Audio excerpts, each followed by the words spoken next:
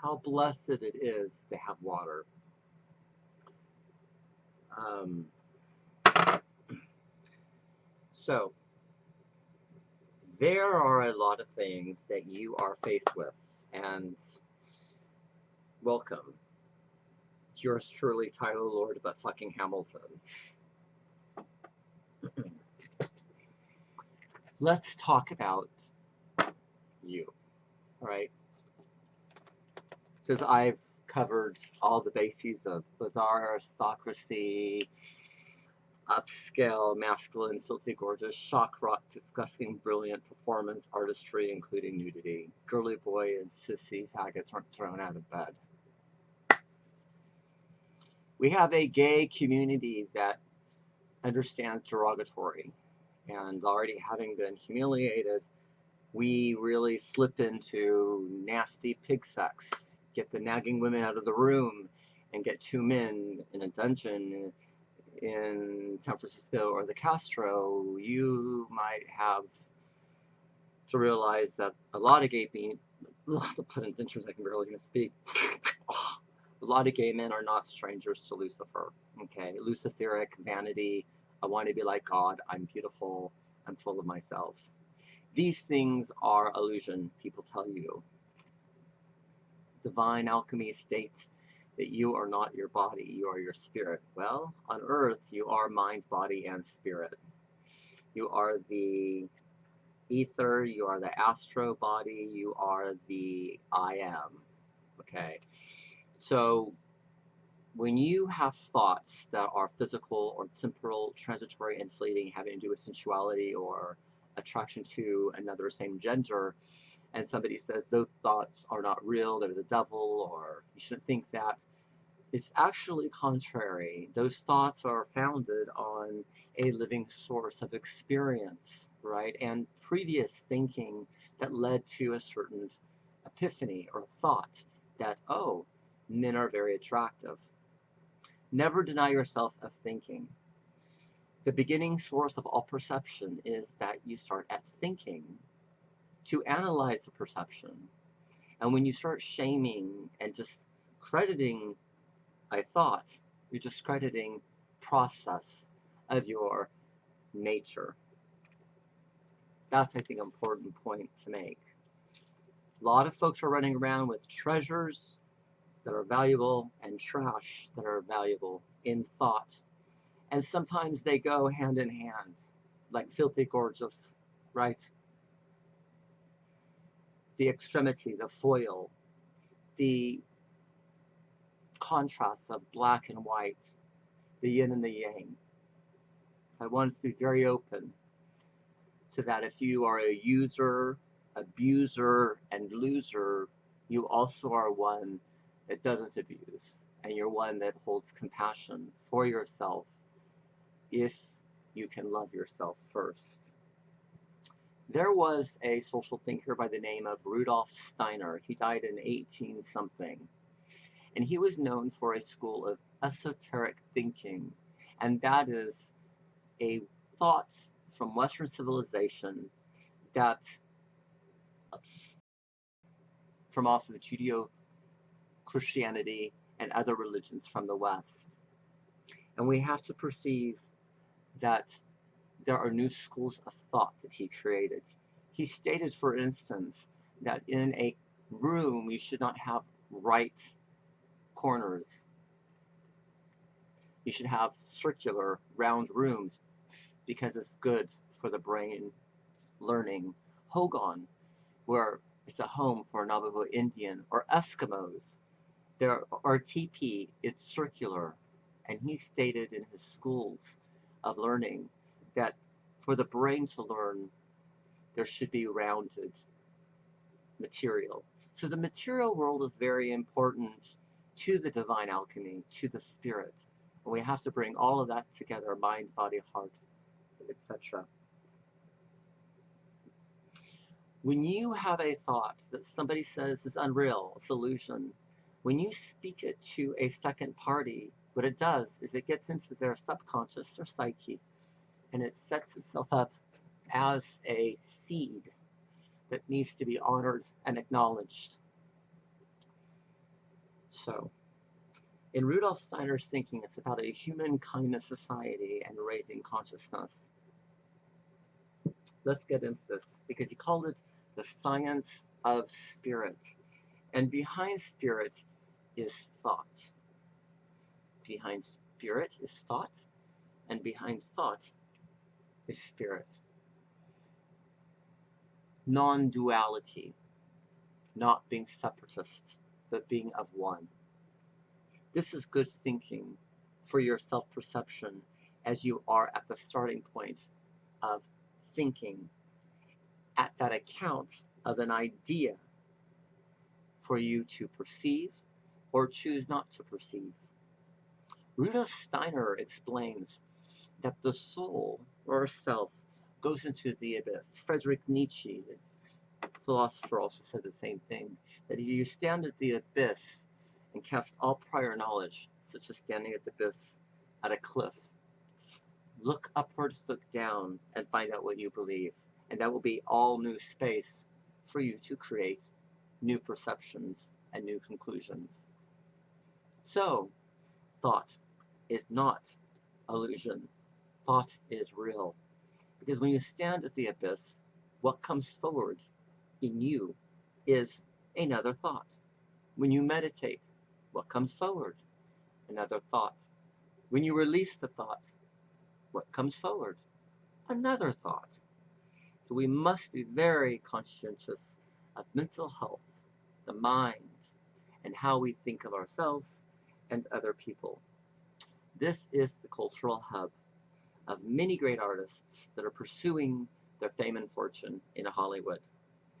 To put your thoughts aside and the cares of the world and pick up a script or a storyline, a narrative behind lyrics, a song, and to be able to present that to an audience is somewhat, I think, beyond intelligence. You're working at a level of angelic work. If you believe that there's no accidents and everything has cause and effect. Moving right along.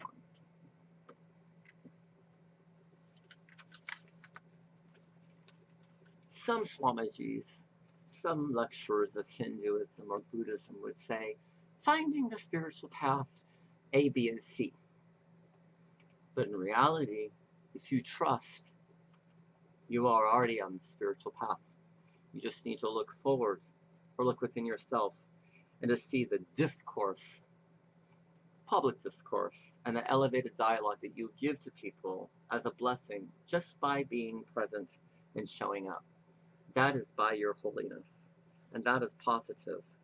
So here, you don't have to necessarily learn on how to feel God, but you have feeling, and that feeling comes from thought and heart, cosmos, and it is God within itself. So, faithlessness, being agnostic or atheist, they're here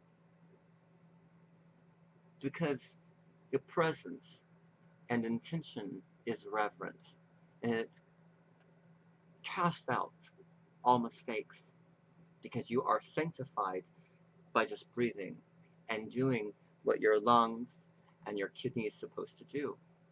But by the spiritual eye of you having divinity in your body, you have no perception of what the spirit eye of the liver tells the body.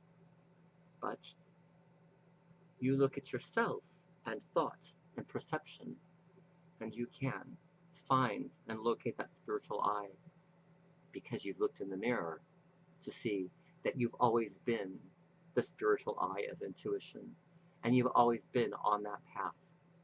So, don't be too frustrated. Moving right along.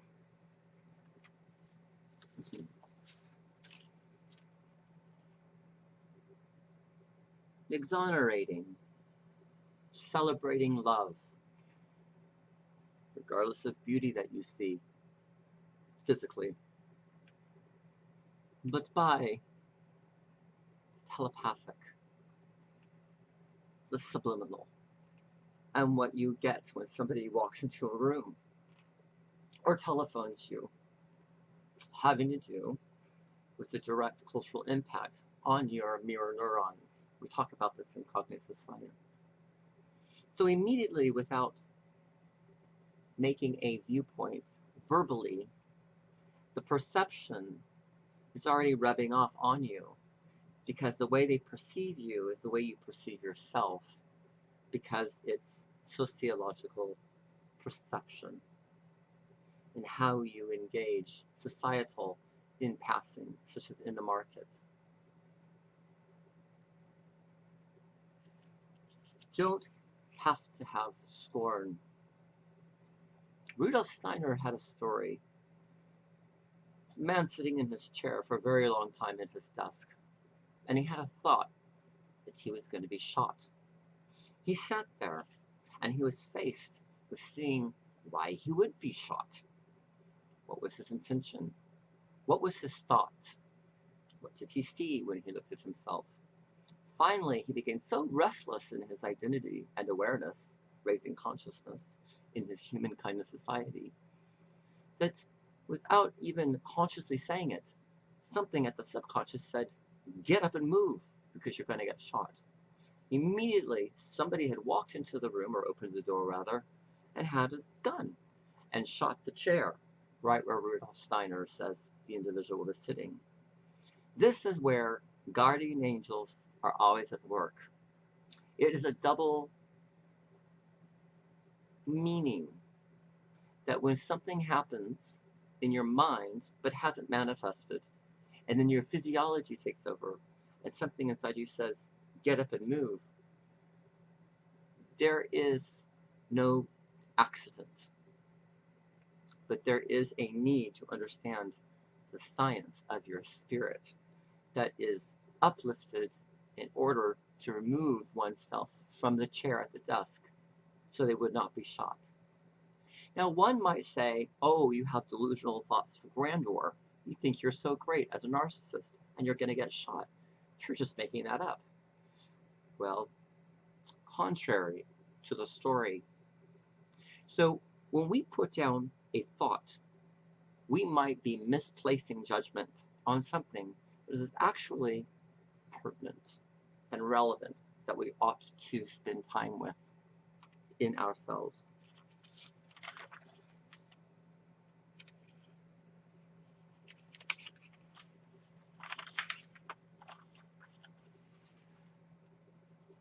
I am working on some cameo appearances in Hollywood.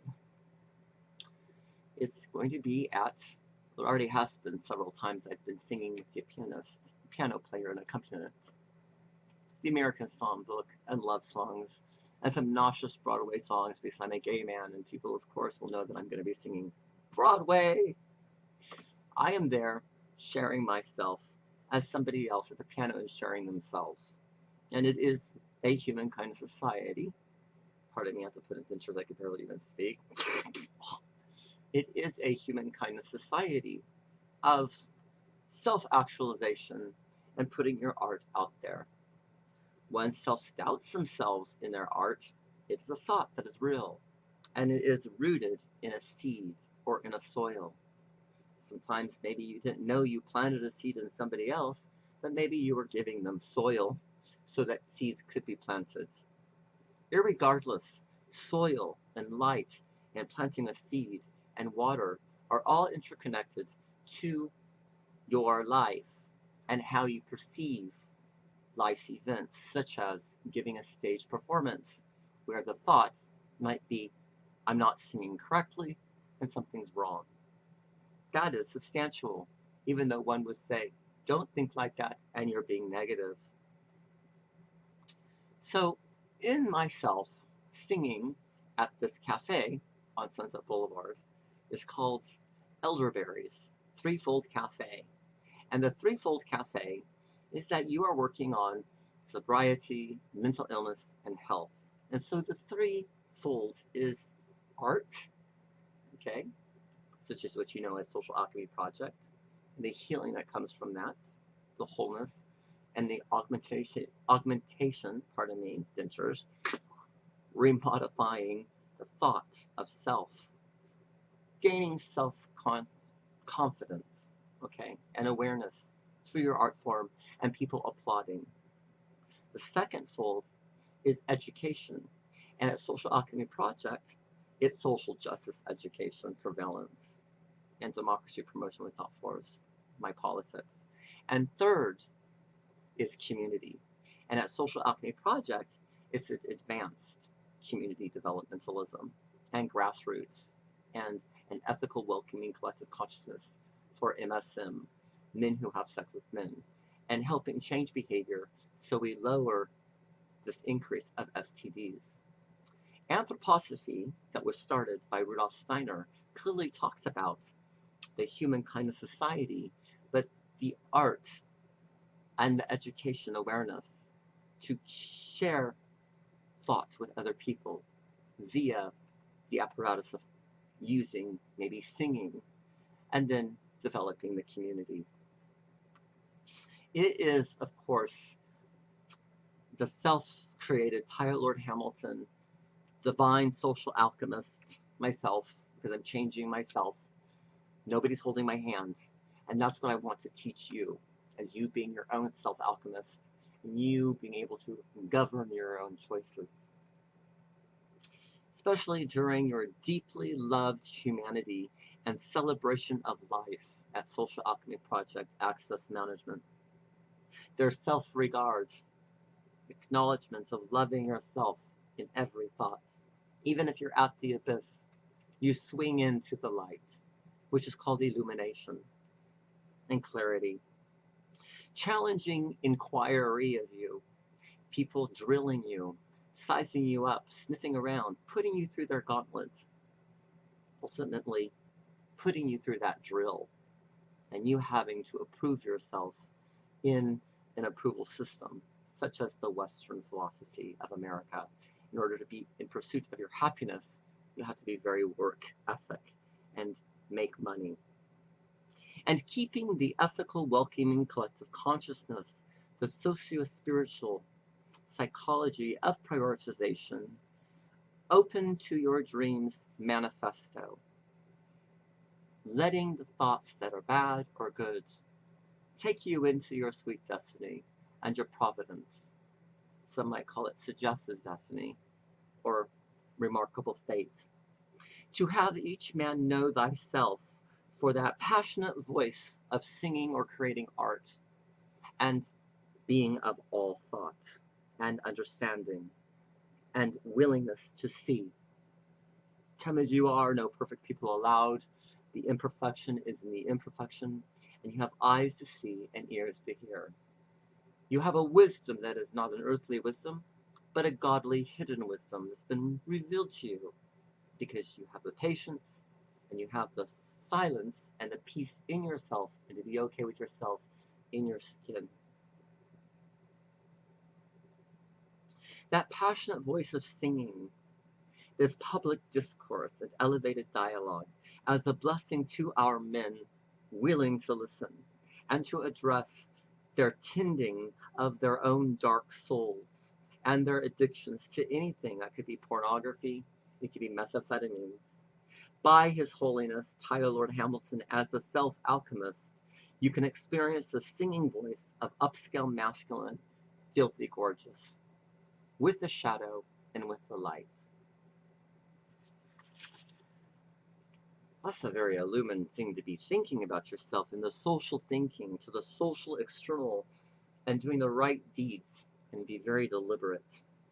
Rudolph Steiner talked about the human kindness society and the care and the compassion, the consideration and the generosity, the reciprocation and the brotherhood of art, education, and community. At Elderberry's Threefold Cafe, right up the block, they have a thing called the Threefold Cultural Hub.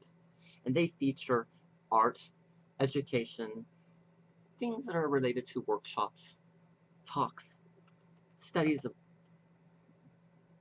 literature, and community well-being. This is becoming a steward of your space and your dream. because you are co-creators of something called new thought, illumination.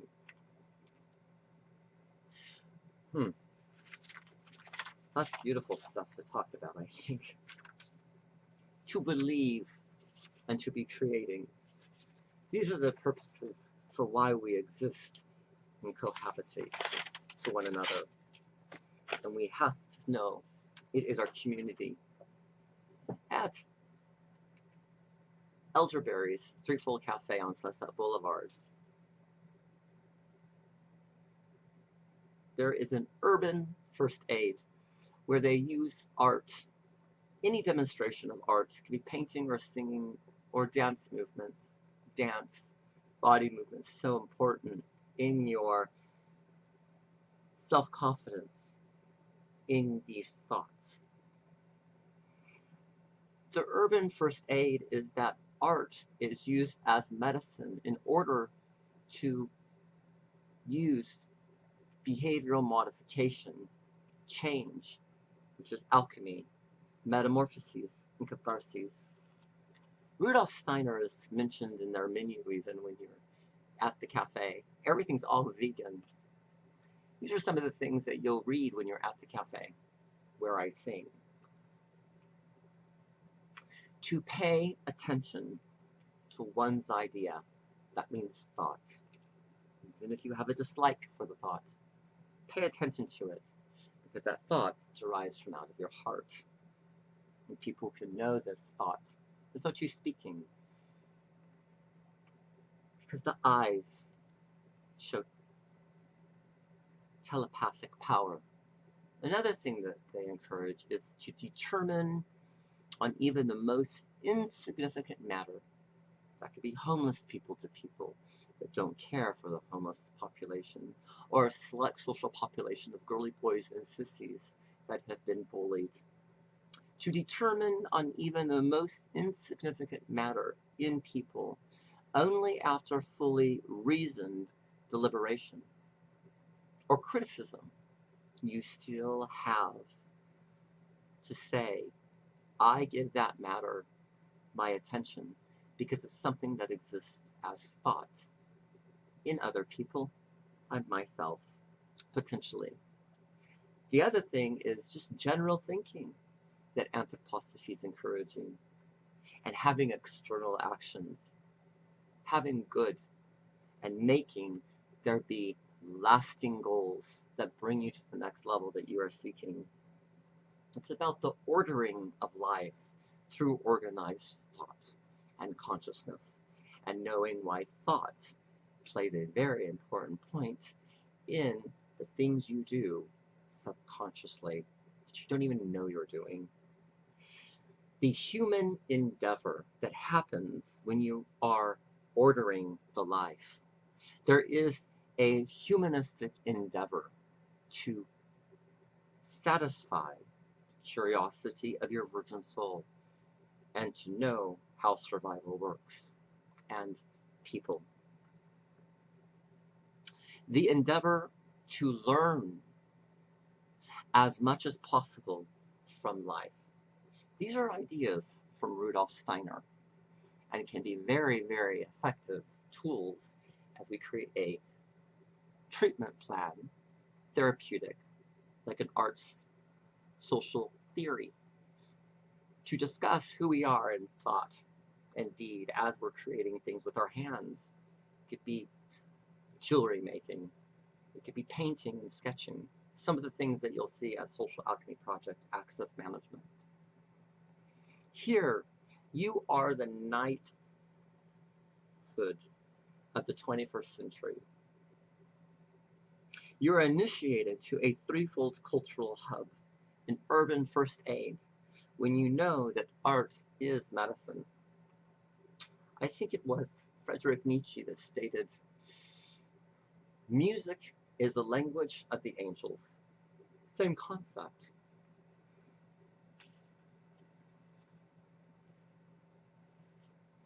Men that connect to one another and maybe are consensual and choose to selfishly greedily grab at self, sexuality that is temporal and transitory, and then learning that two men can't provide for one another financially, so they both walk away from each other and don't care about one another's souls or becoming homeless.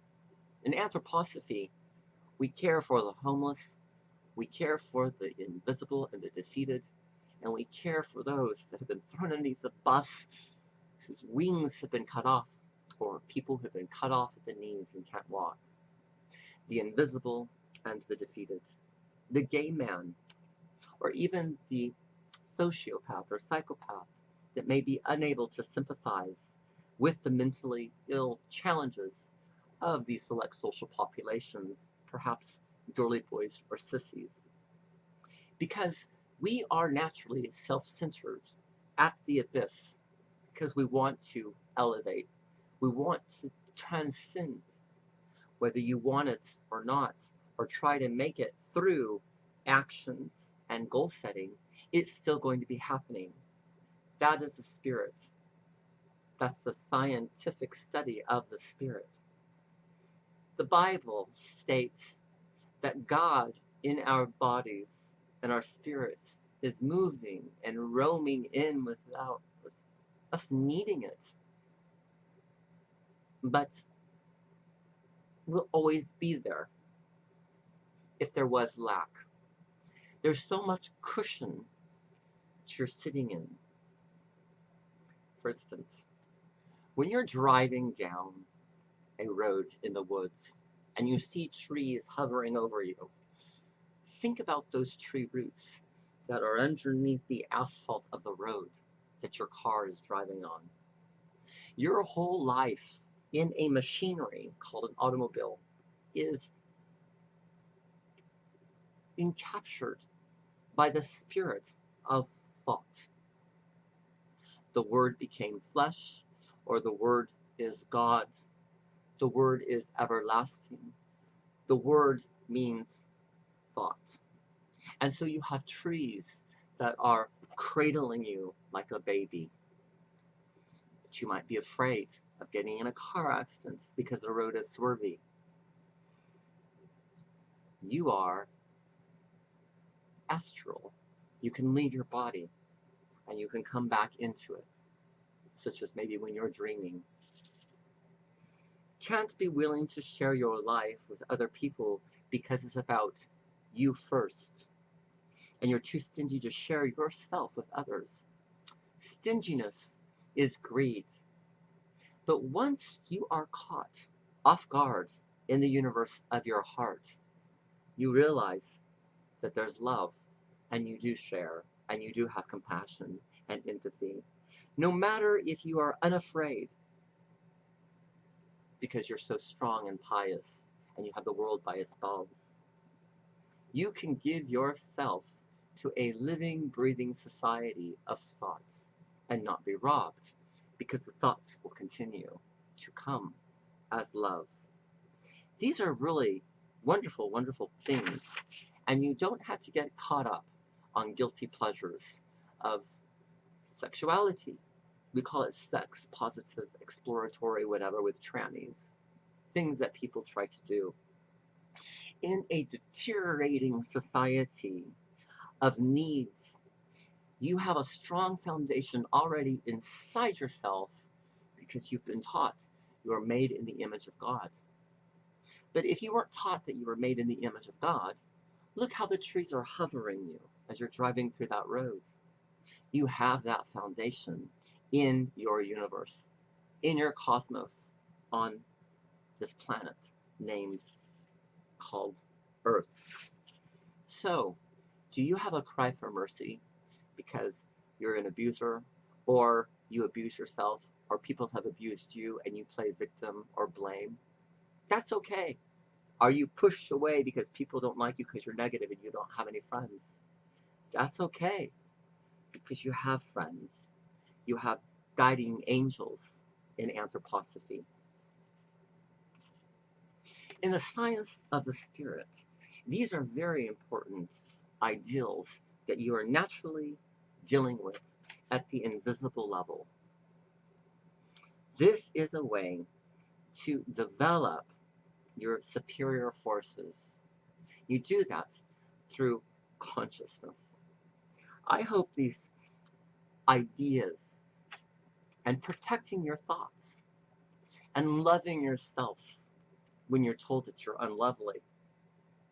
The sad thing is you might be told that you're unlovely, and that one that's telling you that may not even be the society around you. It may be you. And if that's a false belief, because you have divinity inside yourself, it's really established in a foundation of human condition and consideration, reflection, deliberation, and curiosity of possibilities and not possibilities, of knowing you have potential and knowing you don't have potential. And then you can develop skill sets. All that being stated, there is a gentleman, he's no longer living. He was an MD and also a PhD, a psychologist. His name is Dr. David Hawkins. He talks about the life you have is a comprehensive, quote unquote, atlas of the vast terrain that you cover through your illumined self in the real you, in everyday terms, all the time. There is the nature of God as a topic he discusses, and the non-duality and the self-realization, the spirituality in the modern world, the spiritual community, such as what we bring in through anthroposophy, Rudolph Steiner. This is the success and being a seeker of love. Now, the cafe where I'm singing at was founded by people that are followers of the schools of Steiner. It's an intellectual group out here in Hollywood on Sunset Boulevard. And it's all vegan. The saying right now in Hollywood is eating vegan is sexy because you feel healthier. The qualities of spiritual seeking and love and success and happiness involves your self-acceptance with every thought that you've ever had or you've considered. Some thoughts that you've had might because, well, they've bloomed into more thoughts because somebody had planted the seed. And you do the same thing by acknowledging thinking. This is the path of devotional non-duality, according to Dr. Hawkins. And here we are pioneering our own independent research about ourselves in the field of consciousness. I say ethical, welcoming collective consciousness that you'll find at a cafe like Elderberries on Sunset Boulevard, Hollywood, California. You are the exemplified, foremost teacher of the way to enlightenment because you have a liver doing what it does with a spiritual eye that you can't see to the liver. The spiritual eye that you see might be the eye that you perceive of what is moral and what is ethical. But the divinity in you goes so much more, and the spiritual evolution to talk about this means you live your life as the best playwright, and you live yourself in a way to mankind with uplifting mankind and having conclusions that are about being devoted to people. I'm going to close by something that Dr. Hawkins wrote, and this is what he wrote. I want you to live in such a way that your life is a prayer. I want you to live your life in such a way that you have no anxiety at all about meeting God. Are you willing to be answerable for who you are and what you've done with what you are? What more can you ask? What more can you ask?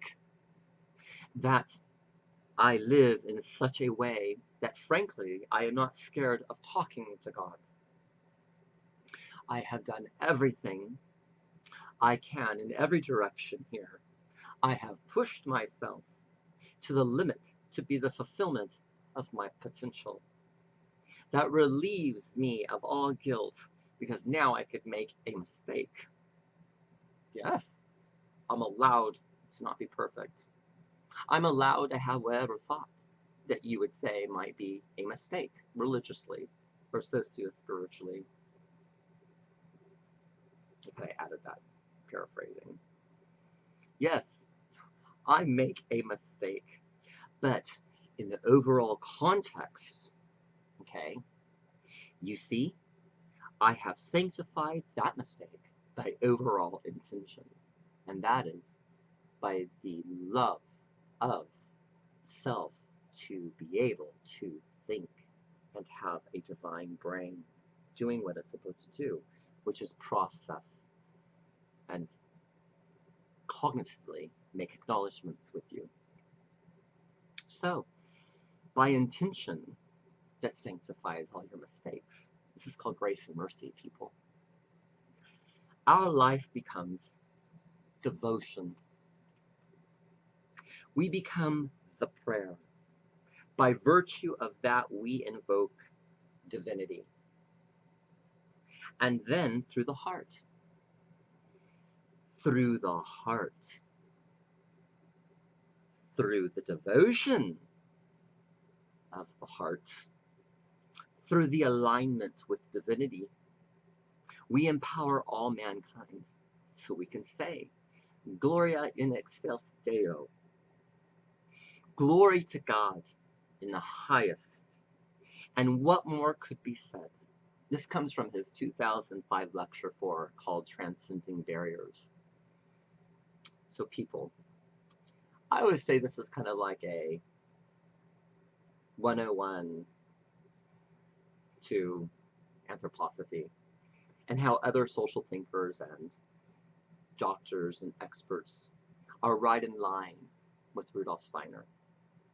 Rudolph Steiner and his work is a gold mine for the gay community.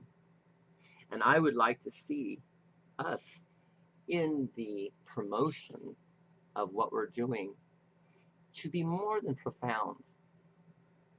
Before knowing the profound, we acknowledge we are profound.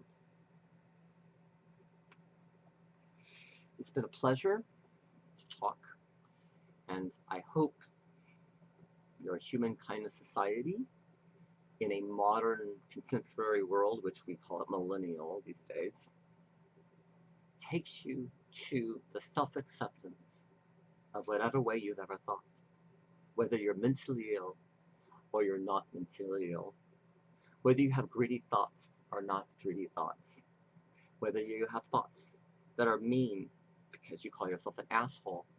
There's that other side to you, because you are breathing and your organs in your body are doing exactly what they're supposed to do without you consciously even wanting things to happen in your body. You can hate yourself and want to commit suicide, but life is going to still keep extending itself to you, inside you, where your nails continue to breathe. You can curse at God or what you know of God, and your hair will continue to grow. Your cells will continue to replenish themselves. So putting down thought is just only part of the incarnate in the life that you are here. Whether you're willing or not willing to live, you're going to live. I love you with all my heart. Thank you.